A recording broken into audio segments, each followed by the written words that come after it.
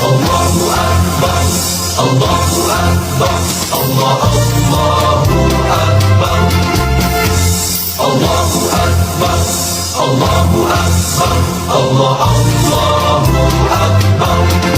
Salam ilahi menuntut kesatuan, maju serta membela kebenaran untuk negara, bangsa dan kemakmuran. Allah tegakkan, Allah tegakkan.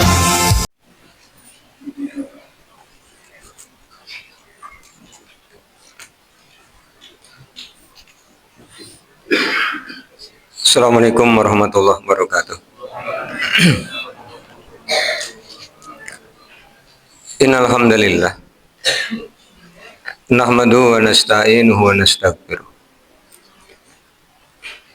wa na'udzu billahi min syururi anfusina wa min sayyiati a'malina may yahdihillahu fala mudhillalah wa may yudlil fala hadiyalah.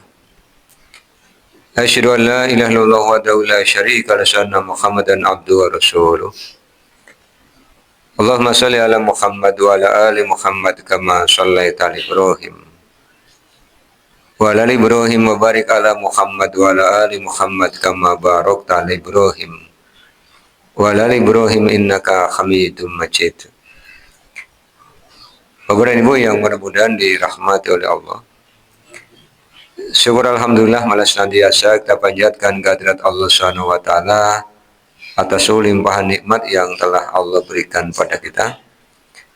Salawat, salam dan keberkahan kita mohonkan kepada Allah agar senantiasa tercurah kepada Rasulullah Muhammad sallallahu alaihi wasallam dan keluarganya, sebagaimana Allah telah mencurahkan salawat, salam dan keberkahan kepada Nabi Ibrahim alaihissalam dan keluarganya. Masih di Kitabul Jum'ah, Bapak Ibu, kita akan mulai dari bab 8. Di bab 8 ini ada 3 hadis, 887, 888 dan 889. Imam Al-Bukhari memberi judul Babus Siwaki Yaumal Jum'ati, bab bersiwak pada hari Jumat. Kemudian beliau mengawali dengan mengutip riwayat yang disampaikan oleh Abu Sa'id Al-Khudri dari Nabi sallallahu alaihi wasallam, yastannu, beliau bersiwak. Kemudian hadisnya 887, Imam Al-Bukhari telah berkata, Haddatsana Abdullah ibnu Yusufa qala akhbarana Malikun an Abi Sinadi anil A'raji an Abi Hurairah radhiyallahu anhu anna Rasulullah sallallahu alaihi wasallam qala, bahwasanya Rasulullah sallallahu alaihi wasallam telah bersabda, laula an asukka ala ummati aw ala nasi, seandainya tidak memberatkan umatku atau ala nasi atau memberatkan manusia, la amartuhum, pasti aku akan perintahkan mereka bisiwaki, bersiwak, ma'a kulli sholatin, bersama setiap sholat. Ini hadis 887. Rasulullah SAW menyampaikan pengandaian yang berisi perintah. Kalau kita membaca di dalam teks Al-Quran maupun di dalam teks Al-Hadis, kita akan temui kalimat lau, itu adalah pengandaian yang tidak mungkin terjadi. Dalam ilmu nahwu namanya litamani. Jadi ada 2 pengandaian, ada litamani, ada litaroji. Kalau litaroji itu pengandaian yang mungkin terjadi. Biasanya menggunakan kata la'alla. Misalnya di Al-Baqarah ayat 183 ya. Ketika Allah SWT memberikan syariat difardukannya saum di bulan Ramadan, Allah memberikan syariat ini kepada orang beriman. yang dipanggil adalah allazina amanu. Ya ayyuhallazina amanu kutiba alaikumus syiyamu kama kutiba alal ladzina min qablikum la'allakum tattaqun. La'allakum. Kalau terjemah bahasa Indonesianya kan mudah-mudahan kalian. Ini kan sebenarnya pengandian. La'allakum boleh jadi kalian tattaqun menjadi orang yang bertakwa. Jika apa? Jika telah beriman dan melaksanakan bagian dari kewajiban orang mukmin adalah melaksanakan ibadah saum. Maka kalau saumnya benar, pelaksanaannya tidak hanya menahan lapar dan haus, maka keimanannya akan naik menjadi muttaqin. Ini la'alla pengandian yang mungkin terjadi. Atau misalnya di ayat 186, wa idza sa'alaka ibadi anni fa inni qarib ujibu da'watad da'i idza da'ani falyastajibu li wal yu'minu bi la'allahum yarshudun. La'alla lagi. Hanya bedanya kalau 183 itu menggunakan kum, karena alaikum ya ikut kum gitu ya. Yang diajak ngobrol adalah orang kedua. Tapi kalau di ayat 186 yang diajak ngobrol adalah orang ketiga, maka menggunakan la'allahum, karena la'allahum yarsudun. Ya. Mudah-mudahan mereka yarsudun mendapatkan petunjuk. Ini pengandian yang mungkin namanya litaroji, pengandian yang tidak mungkin namanya litamani, menggunakan kata lau. Contoh lau dalam Al-Quran, misalnya di Al-Quran surah Al-A'raf, Allah menyampaikan walau anna ahlal qura amanu wattaqau. Seandainya satu negeri semua orangnya beriman dan bertakwa. Ini jelas tidak mungkin. Jangankan sanegara, kalau begitu. Satu provinsi saja tidak mungkin orangnya beriman dan bertakwa. Atau mau dipersempit? Satu kabupaten kota? Sa-RT? Mungkin maybe yes maybe no ya. Kalau semakin kecil mungkin bisa gitu ya. Tapi Allah menyebutnya al-qura, negeri. Jadi untuk ukuran yang sangat luas tidak mungkin orangnya beriman dan bertakwa. Sedangkan beliau masih hidup di Madinah saja. Di Madinah ada orang-orang munafik. Nabinya masih ada. Qur'annya masih turun. Orang munafik ada di situ. Apalagi beliau tidak ada. Ini contoh pengandian yang tidak mungkin. Maka di hadis 887 Rasulullah menyampaikan laulah, seandainya tidak memberatkan. Artinya kalau Allah kemudian syariatkan melalui Rasulnya untuk tiap-tiap mau sholat kita disuruh bersiwak, itu pasti memberatkan. Karena sholat yang fardu 5 kali, iya. Tapi kan ada yang tatawu, Bapak Ibu. Qobliyah ba'diyah. Ada qobliyah subuh, ada qobliyah duhur, ada ba'diyah duhur, ada qobliyah asyar, ada qobliyah maghrib, ada ba'diyah maghrib, ada ba'diyah isya. Itu yang rawatib. Belum yang nawafil. Ada tahajud, ada witir, siang ada duha. Kalau kemudian Rasulullah perintahkan setiap hendak sholat bersiwak, pasti memberatkan. Sehingga Rasulullah tidak perintahkan. Makanya kalimatnya laula an asyukko ala ummati. Kemudian di redaksi lain menggunakan kalimat au alan nasi. Jadi setiap orang, Bapak Ibu, yang terlahir, yang hidup setelah kenabian Nabi Muhammad, maka dihitung sebagai umatnya Nabi Muhammad. Perkara beriman atau tidak beriman itu kan pilihan. Tapi yang jelas mereka semua adalah umatnya Nabi Muhammad. Dulu sudah kita kaji di kitab Tayamum, ketika Rasulullah menyampaikan bahwa ada 5 hal yang Allah berikan kepada Rasul, tidak Allah berikan kepada nabi-nabi sebelum Rasulullah. Di antaranya kan kata Rasulullah, nabi-nabi terdahulu diutus untuk umat tertentu, Nabi Muhammad diutus untuk semua manusia. Jadi semua manusia itu umatnya Rasulullah. Makanya kalimatnya ala ummati au ala nasi. La amartuhum, pasti aku akan perintahkan mereka bisiwaki ma'a kulli sholatin. Ini redaksi hadisnya Bapak Ibu. Sehingga kalau Bapak Ibu mampu misalnya ya silakan. Misalnya setiap berwudu sambil gosok gigi, itu kan bagian dari membersihkan mulut ya. Apalagi sebelum berangkat ke masjid misalnya. Memakan makanan yang tidak disukai oleh sahabatnya Rasulullah. Sahabatnya Rasulullah siapa? Malaikat Jibril. Apa misalnya? Bawang.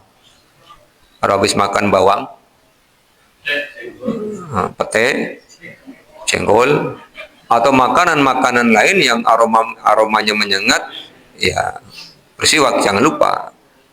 Karena mungkin yang makan tak nikmat, tapi yang tidak suka kan merasa terganggu kan begitu ya. Jadi merasa terganggu, maka kemudian silahkan ya. Jangan lupa bersiwak atau gosok gigi begitu ya. Kemudian hadis 888 ya.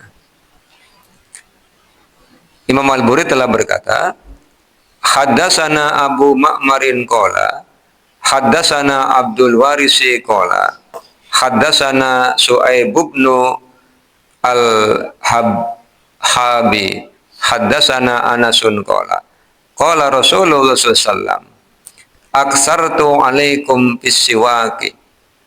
Aksartu, aku lebih banyak alaikum dibandingkan kalian bis-siwaki, di dalam bersiwak. Jadi Rasulullah SAW itu tidak hanya menyampaikan perintah, tapi beliau memberikan keteladanan. Sampai nanti kita akan ketemu di hadis 890. Dalam keadaan sakit pun beliau masih minta untuk bersiwak. Kita nanti akan bacakan hadisnya Bapak Ibu. Kemudian di 889, ini hadisnya sampai kepada sahabat Khudaibah. Dia berkata, karena adalah an-nabiyyu Nabi SAW iza qoma, apabila bangun minal laili, dari malam, yashusu fahu, membersihkan mulutnya. Jadi tidak hanya untuk sholat, tapi baru bangun tidur juga beliau bersiwak. Jadi Bapak Ibu kalau besok bangun jangan lupa ya, gosok gigi. Jangan hanya gosok gigi, berwudu. Habis gosok gigi tidur lagi kan ya tidak baik.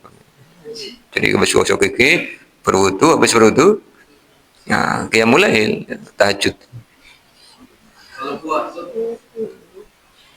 Kalau puasa boleh kan? Yang penting jangan ditelan airnya. Yang membuat batal kan bukan gosok giginya, kan?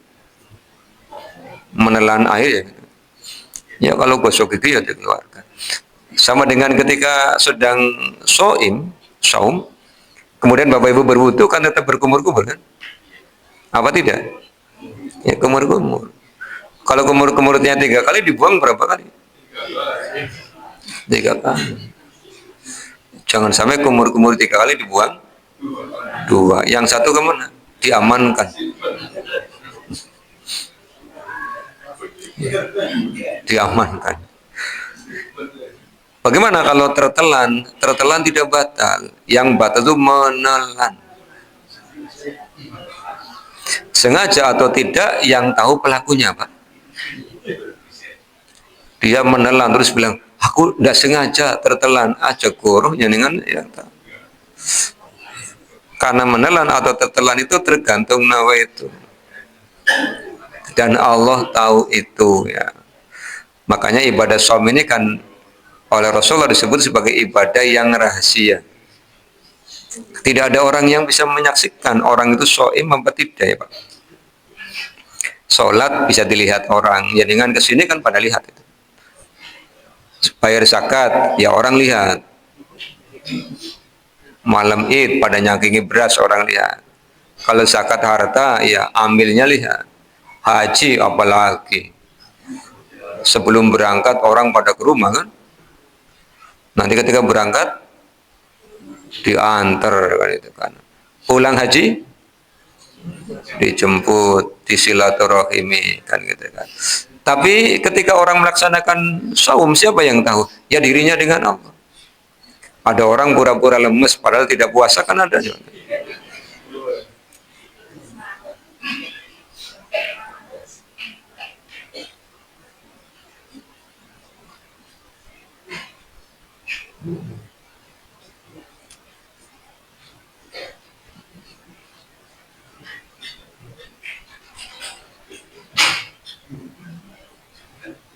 Kalau bersifat jadi apakah spesifik pakai kayak akar yang disampaikan atau spesifik juga Iya, pakai siwak lebih utama mas.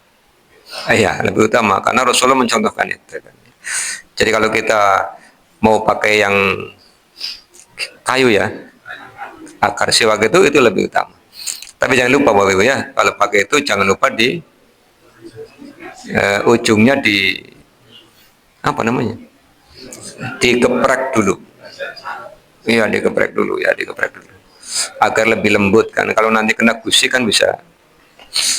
Karena apa? Berangkat dari Al-Qur'an surah Al-Ahzab ayat 21. Apa yang dikerjakan Rasulullah adalah yang terbaik.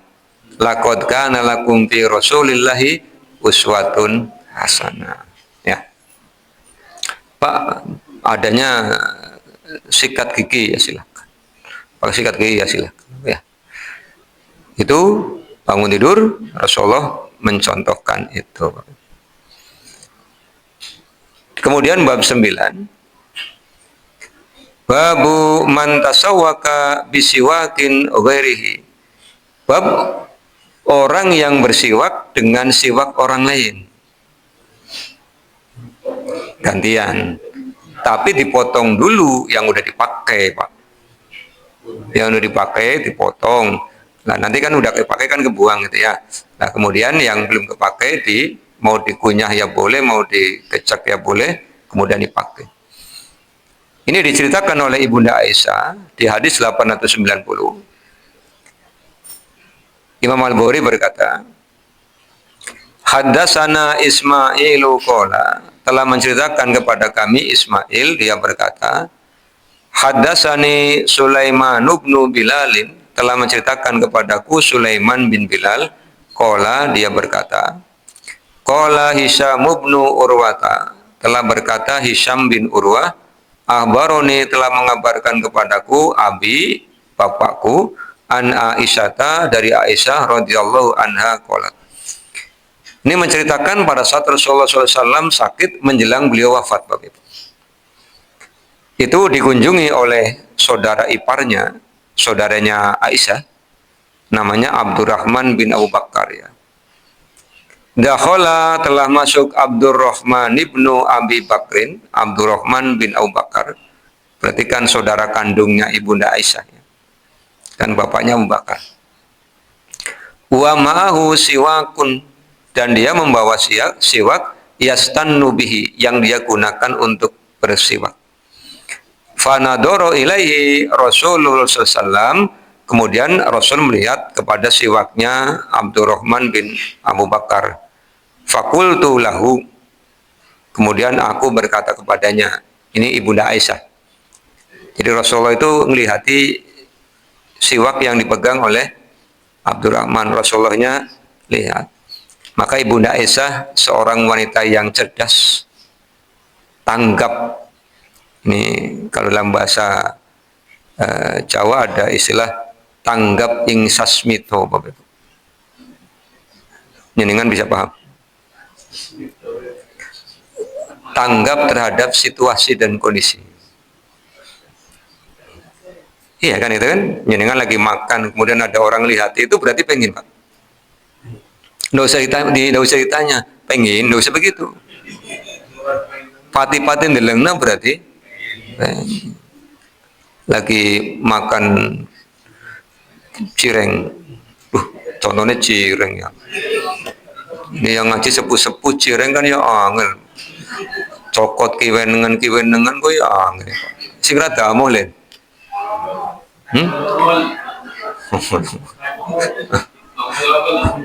lengko boy gantilah jalengko tela ya, tela atau bulet ya Pak, bulet kodok ya, lagi makan bulet kodok kemudian temannya dengan kok dilengi potes Pak, buat panjenengan orang usah, iya orang usah ditolak, terima baik,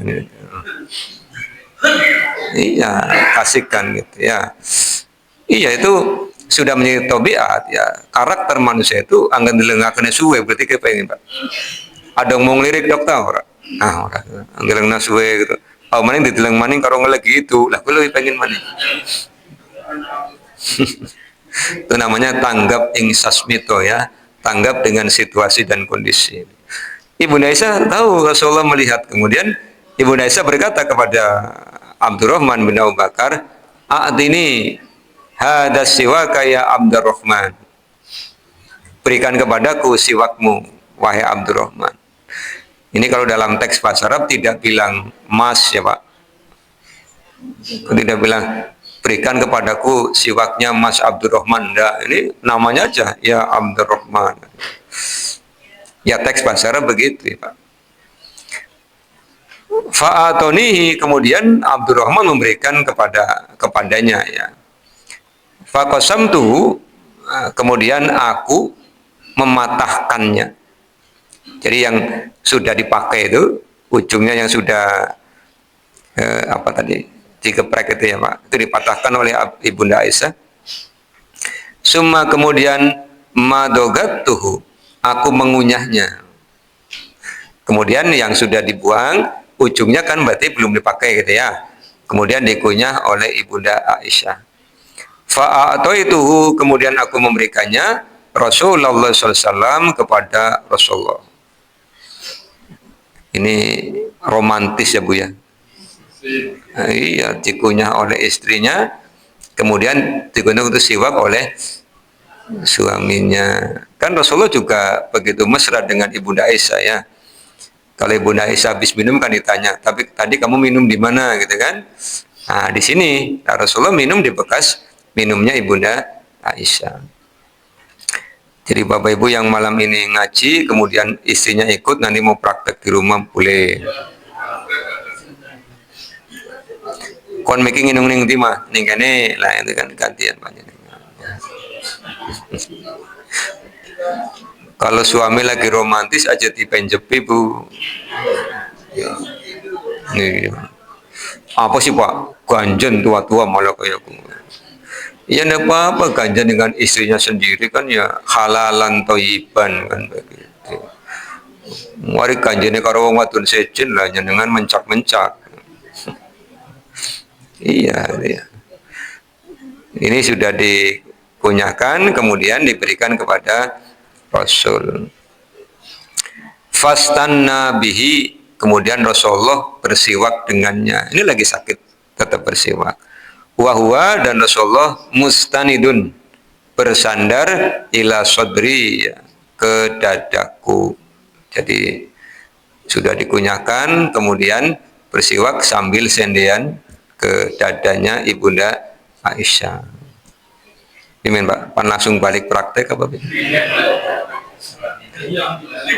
Kok durung Isya. Iya, ini menunjukkan Rasulullah SAW itu dalam keadaan sakit juga mementingkan untuk bersiwak, dan bagaimana tanggapnya istri beliau Ibunda Aisyah di hadis yang sudah kita kaji Bapak Ibu ya, pada kitab sholat ya, kitabul adzan itu.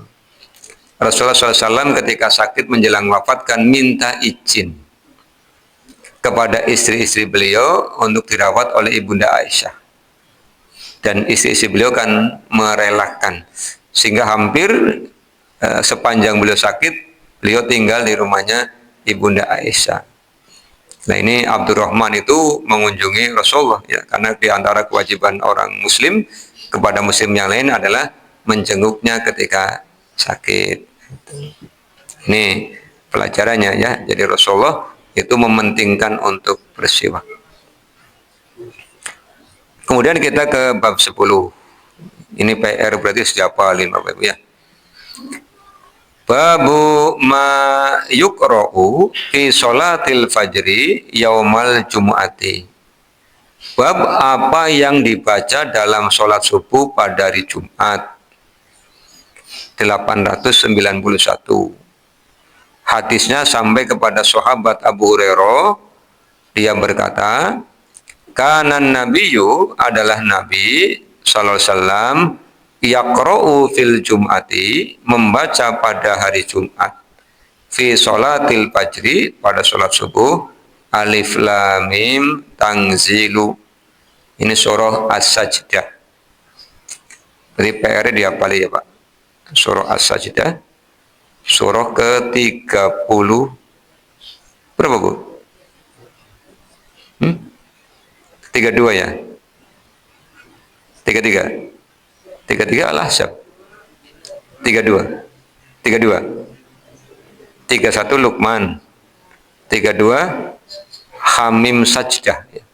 Hamim Sajdah. Apa tak As-Sajdah dok? As-Sajdah ya. As-Sajdah 32 ya. Ini dihafalin untuk dibaca kalau sholat subuh pada hari Jumat. PR berarti ya. Kemudian yang kedua, wahal ata alal insani khinu minad dahri. Surah apa ini? Al-Insan ya. Wahal ata. Di surah As-Sajdah ini ada sujud tilawahnya. Iya, jadi hari Jumat itu Rasulullah membaca itu.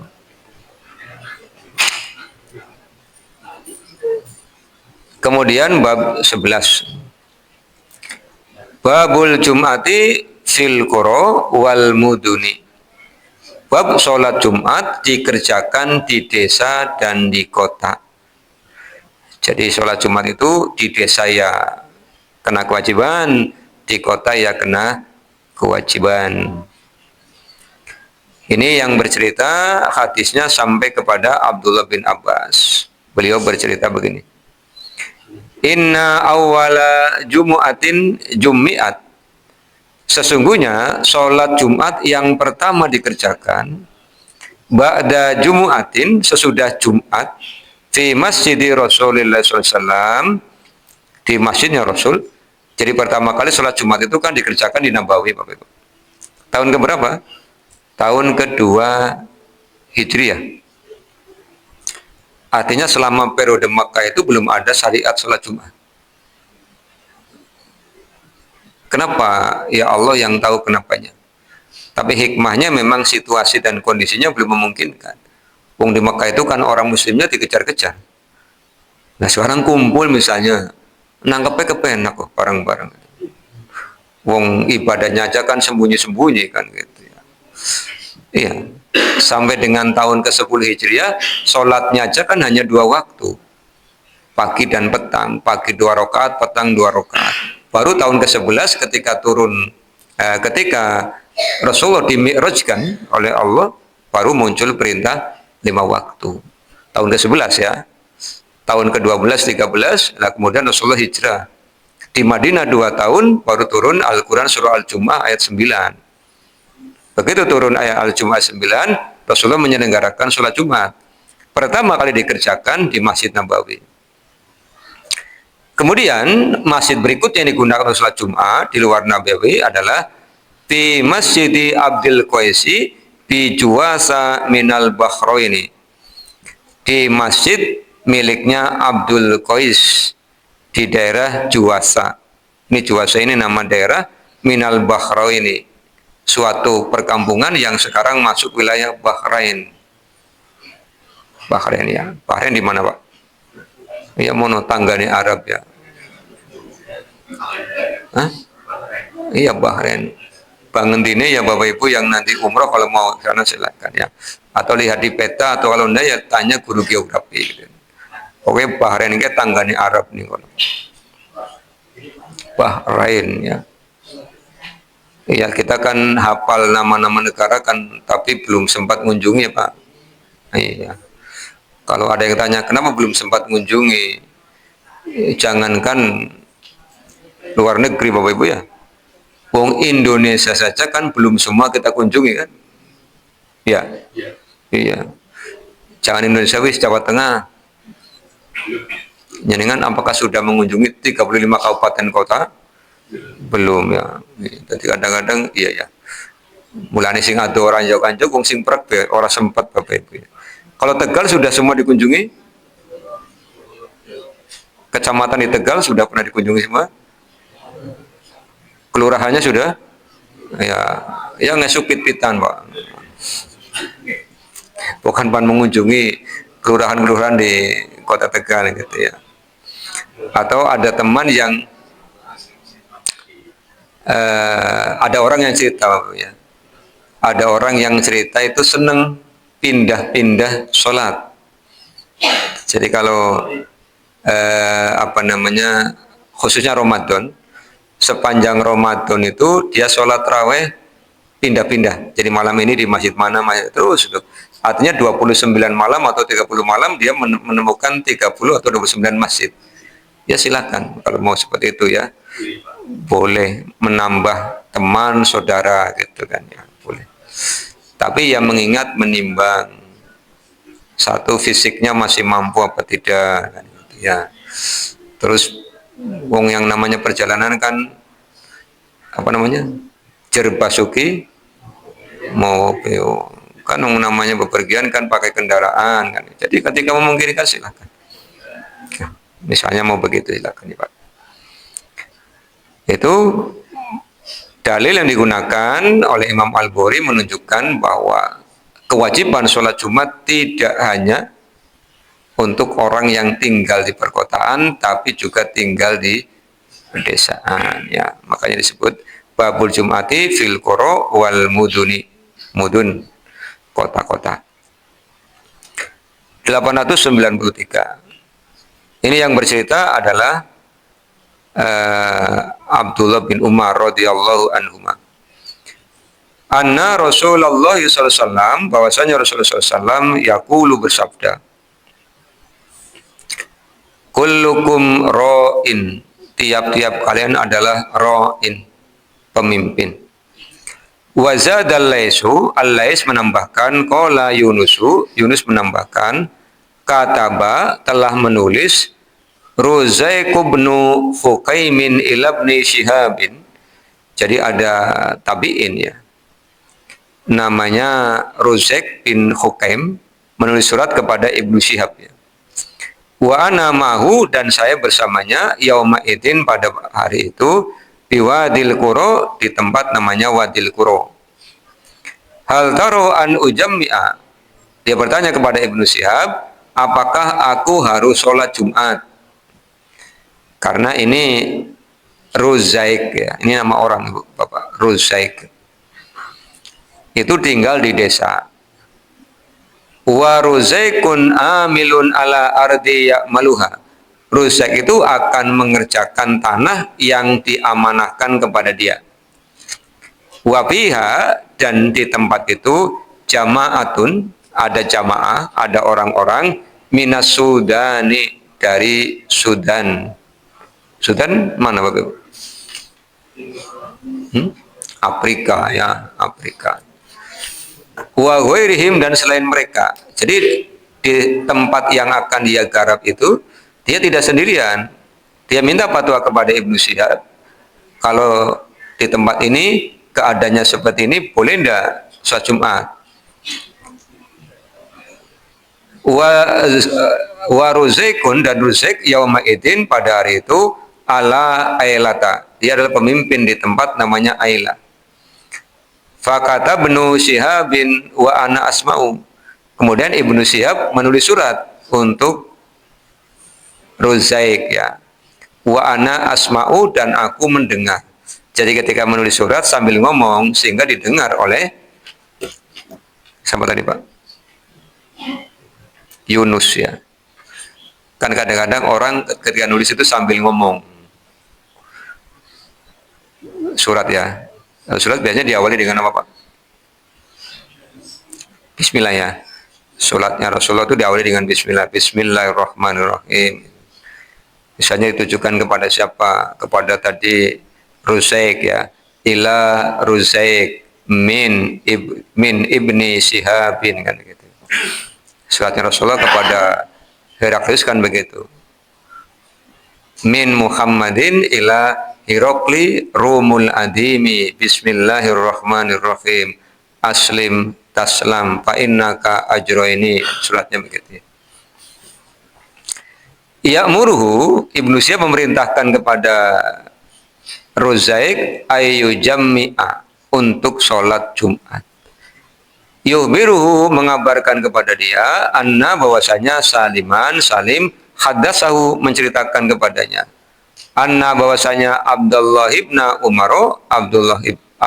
bin Umar yaqulu, berkata, sami'tu, aku telah mendengar Rasulullah SAW yaqulu, bersabda. Nah, yang dijadikan landasannya ini ucapannya Abdullah bin Umar ketika mendengar ucapannya Rasulullah. Ini hadis ini dipedomani, dipraktekkan Bapak Ibu ya. Kullukum ra'in, tiap-tiap kalian adalah ra'in, pemimpin. Maka pemimpin itu ada dua hal yang melekat Bapak Ibu ya. Yang pertama adalah khotim, sebagai pelayan. Al-imamu khotimul ummah, pemimpin itu pelayannya umat. Jadi kalau jenengan diangkat jadi ketua, itu jangan bangga, karena tugasnya adalah melayani,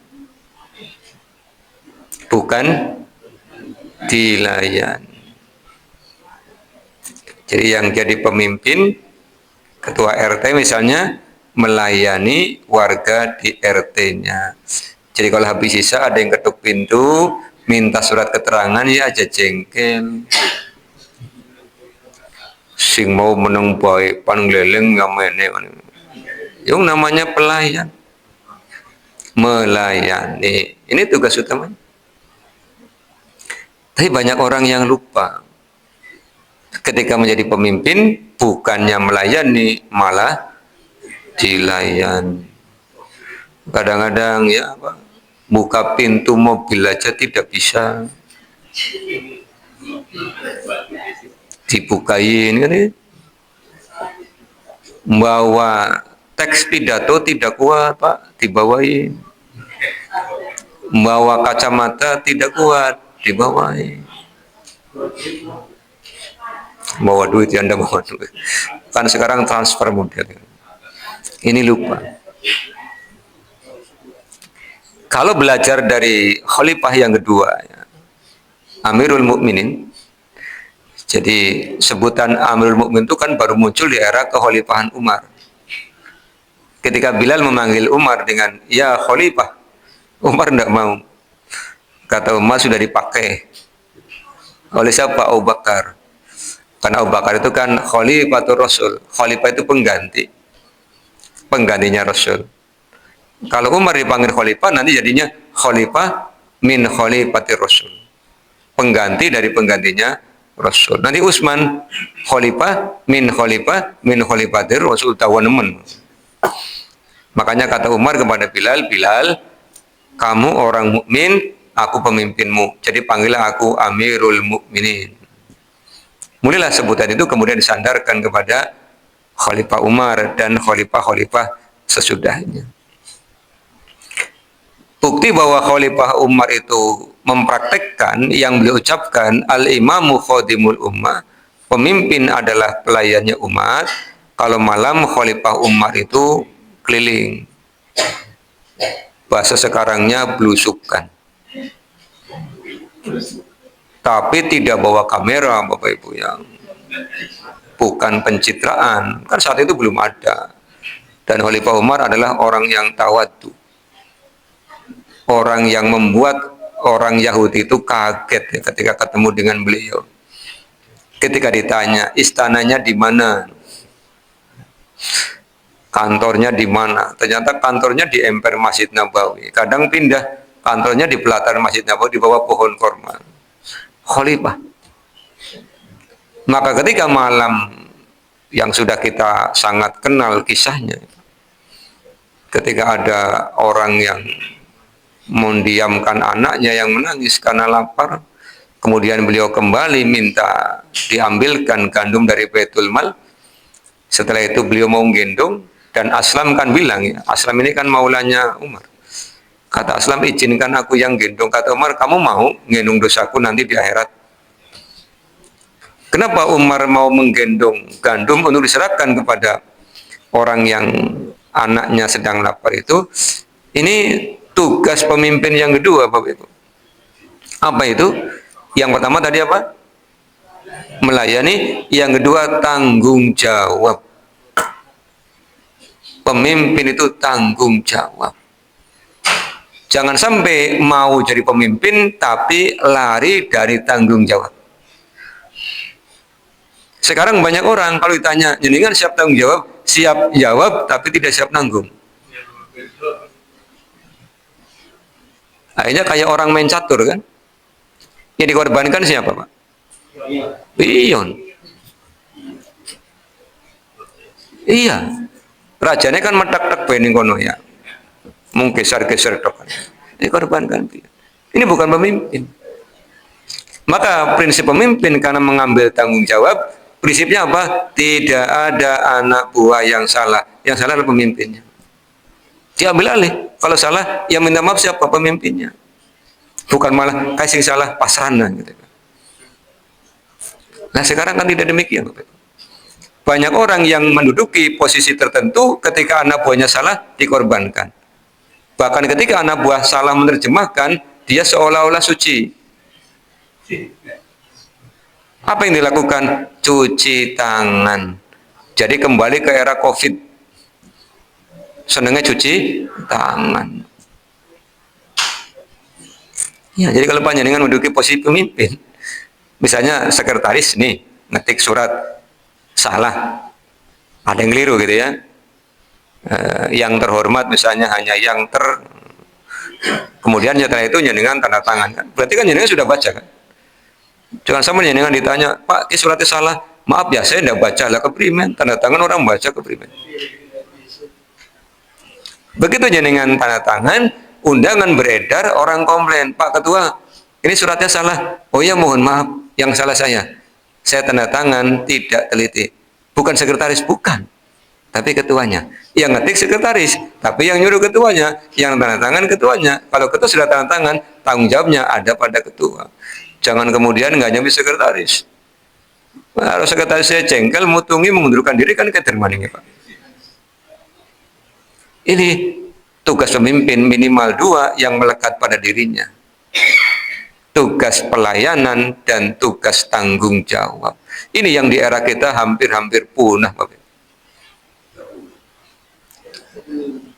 Ada, tidak banyak. Kalau punah berarti bubar kabeh, Pak. Ada, tidak banyak. Ya, makanya oleh Rasul katakan, kullukum ro'in. Tiap-tiap kalian adalah pemimpin. Dan jangan lupa pesan Rasulullah, wa kullukum mas'ulun an ra'iyatihi.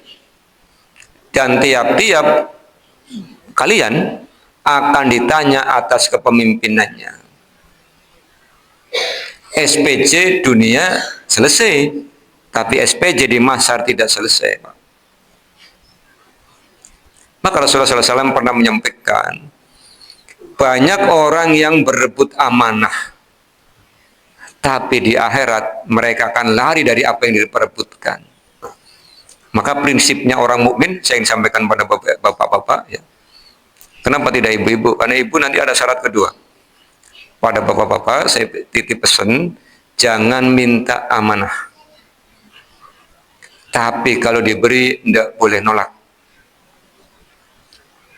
Ya, jenengan tidak nyalon ketua RT, tahu-tahu semua warga mencalonkan jenengan tidak boleh nolak. Tahu-tahu jadi aja gitu kan. Dari 40 warga yang hadir, yang milih 39. Yang satu tidak milih. Siapa yang tidak milih? Jenengan sendiri yang tidak milih. Aklamasi, tidak boleh nolak. Dia bilang, mula nyong bisa, tidak bisa. Karena perintahnya begitu. Kalau diberi, tidak boleh nolak. Tapi kalau ibu misalnya, yang masih punya suami, diamanahi untuk jadi pemimpin wajib izin suami. Pak, nyong dicalonan dari ketua RT. Kone gelem beli sih, beli gelem, tapi ibu-ibunya pengennya nyong kabeh. Si wargane gari ibu-ibu tok. Sing lanang gari siapa? Gari jenengan tok, Pak. Jadi lanang gari suaminya Bu RT tok, Pak. Misalnya kan, ini kan just for example, Bapak Ibu. Nggak usah dicari ini RT mana, RW mana. Saya kan nyontonnya aja. Kata suaminya, ya wis tak izini. Yang penting tanggung jawab sebagai istri, jangan sampai terbengkalai. Jangan sampai bareng tadi ketua RT, orang pernah masak. Ya, suami mau makan, Pak, nyungke ketua RT jangan ngongkon-ngongkon misalnya gitu. Itu namanya lupa tanggung jawab sebagai istri, Pak. Siap-siap para pemimpin itu akan dimintai tanggung jawabnya. Semakin luas kepemimpinannya, semakin berat tanggung jawabnya. Kalau ketua RT hanya tanggung jawab satu RT, bagaimana dengan kepala negara? Tanggung jawab satu negara, kan gitu ya. Ini Rasul sudah mengingatkan. Kayaknya kalau orang ingat ini, orang pada pengen ya Pak. Ya, orang pada pengen. Penguan diminta tanggung jawab kok. Kita aja kalau mau diaudit, itu beban apa seneng? Beban. Ini yang mau audit Allah Subhanahu wa taala kan Bapak Ibu. Al-imamu ra'in wa mas'ulun an ra'iyati. Pemimpin itu adalah ra'in, akan dimintai tanggung jawab, ditanya atas kepemimpinannya. War-rajulu ra'in fi ahlihi. Seorang laki-laki adalah pemimpin dalam keluarganya. Seorang suami, satu istri, 3 anak misalnya, ya ditanya tentang 4-empatnya. Sudah tidak ngajari istrinya untuk mentaati Allah. Sudah tidak ngajari anak-anaknya untuk mentaati Allah. Bapak itu, ini akan diminta tanggung jawabnya oleh Allah. Makanya, Pak, saya ingatkan diri saya dan panjenengan semua. Tanggung jawab yang Allah akan mintakan kepada kita kapan? Di mahsyar. Selesai di mahsyar nanti. Jadi kalau jenengan jadi orang yang taat tapi lupa tidak didik istri, nanti istri gugat panjenengan. Jangan sampai di mahsyar ketika jenengan sudah dihisab oleh Allah, kemudian istri panjenengan datang. Ya Allah, suamiku rajin ibadah tapi tidak pernah mengingatkanku. Nafkah lancar tapi ngandani orang tahu, meneng-menengan baik. Istri tidak sholat orang telingna, tidak puasa orang telingna, metu umah gundulan baik orang telingna.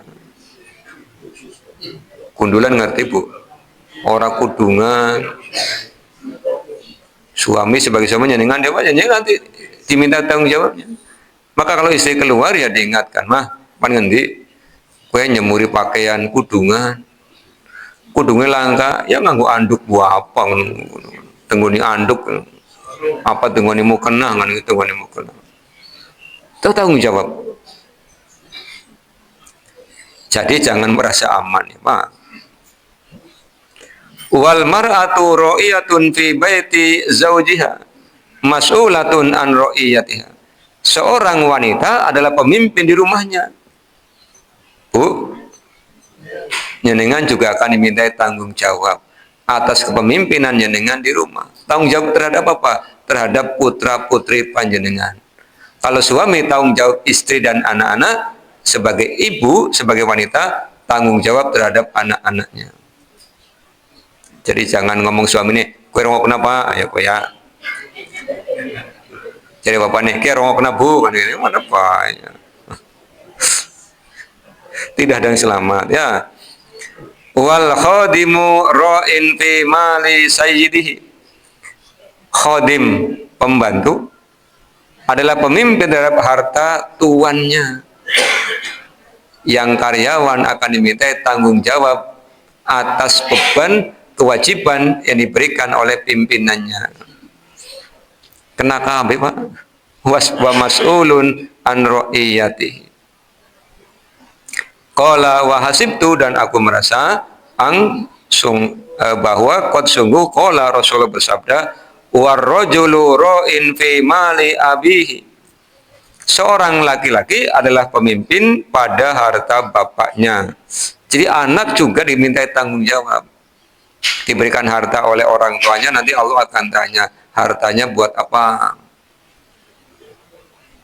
Diberikan motor, motornya buat apa. Diberikan HP, HP-nya buat apa. Diberikan laptop, laptopnya buat apa. Berarti tidak ada yang bebas dari tanggung jawab. Primen Pak, ayahnya medeni apa? Jadi ini primen. Primen Pak. Ya. Bersyukurlah Bapak Ibu, informasinya sampai kepada kita sekarang. Karena kita masih hidup, masih ada peluang untuk memperbaiki diri, mempersiapkan diri. Nanti pulang, yuk tanggung jawabnya tunaikan masing-masing. Janganlah bebas. Jangan kadang-kadang nikah gelem, dua anak gelem, tapi tanggung jawabnya orang gelem. Kabeh urusan bocah serana ning Pak Gurune. Nah, ning sekolahan. Bocah balik akhlaknya orang bener, gurune tuding-tuding. Gurune di sekolah berapa jam, di rumah berapa jam. Bareng-bareng. Karena pendidikan itu harus bersinergi, kolaborasi orang tua, sekolah, masyarakat. Serahkan pada guru semua yang tidak mampu, orang tua semua yang tidak mampu, maka tiga komponen ini, tiga milieu ini bekerja sama. Ya. Kemudian ditutup dengan pernyataan Rasul, wa kullukum ra'in wa mas'ulun an ra'iyatihi. Tiap-tiap kalian adalah pemimpin dan akan ditanya atas kepemimpinannya. Yang masih sendirian bagaimana Pak? Ditanya atas kepemimpinan terhadap dirinya. Kita akan memimpin anggota badan, memimpin pikiran, memimpin hati, memimpin perbuatan. Itu akan ditanya oleh Allah. Bapak Ibu ingat Al-Quran surah At-Takasur ayat terakhir. Apa bunyinya?